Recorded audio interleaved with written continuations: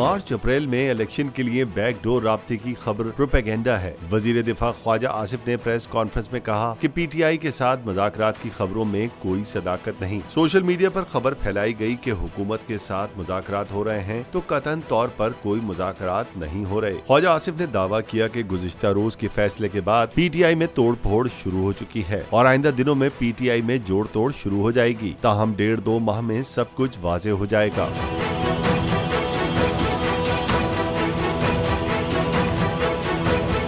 ख्वाजा आसिफ ने मजीद कहा कि 4 माह कबल वजीर आजम ने कमेटी बनाई जिसकी जिम्मेदारी मुझे दी गई थी और कमेटी ने कुछ सिफारिशात वजीर आजम को भेजी हैं। कानून और आइन के मुताबिक अगले माह आर्मी चीफ की तैनाती होगी।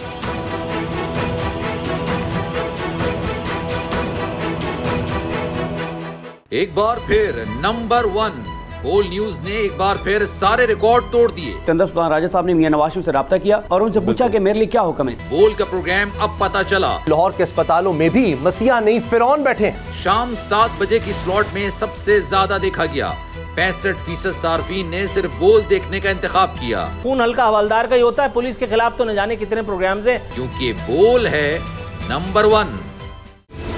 सबसे बड़ी कवरेज, सबसे बड़े पैनलिस्ट, हमने तो बड़ी PMLN के वार सहे, वो भी बिला वजह। सबसे ज्यादा रिपोर्टर्स। इलेक्शन कमीशन की जानिब से कोई इंतजाम इतने अच्छे तरीके से नहीं किए गए। बोल की रिवायत, सबसे पहला नतीजा।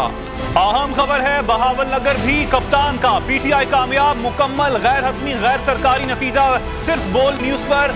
लम्हा बा लम्हा इलेक्शन की खबर सिर्फ बोल पर। सब्सक्राइब करें और बेल दबाएं ताकि कोई खबर रह न जाए।